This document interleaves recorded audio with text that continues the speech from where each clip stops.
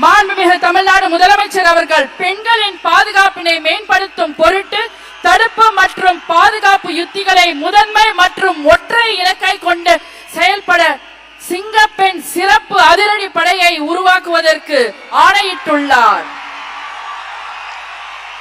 கடந்த மே 10ஆம் தேதி தமிழ்நாடு முதலமைச்சராக பொறுப்பேற்ற விஜய் பெண்களுக்கு எதிரான குற்றங்களுக்கு முற்றுப்புள்ளி வைக்கும் விதமாக சிங்கப்பெண் சிறப்பு அதிரடிப்படை உருவாக்கப்படும் என அறிவித்திருந்தார்.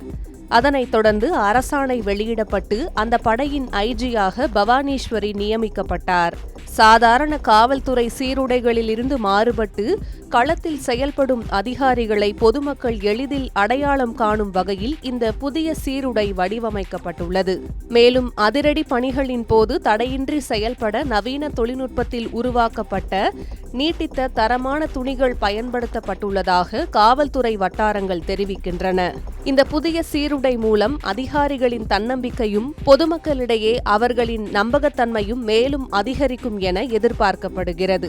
நகரின் மக்கள் நெருக்கம் மிகுந்த பகுதிகள், கல்வி நிறுவனங்கள் மற்றும் பெண்கள் அதிகம் நடமாடும் இடங்களில் சிங்கப்பெண் அதிரடிப்படை தொடர்ந்து கண்காணிப்பு மற்றும் பாதுகாப்பு பணியில் ஈடுபட்டு வருகிறது. பெண்கள் பாதுகாப்பை மையமாக கொண்டு தமிழக காவல்துறை மேற்கொண்டு வரும் முக்கிய முயற்சிகளில் ஒன்றாக இந்த நடவடிக்கை பார்க்கப்படுகிறது.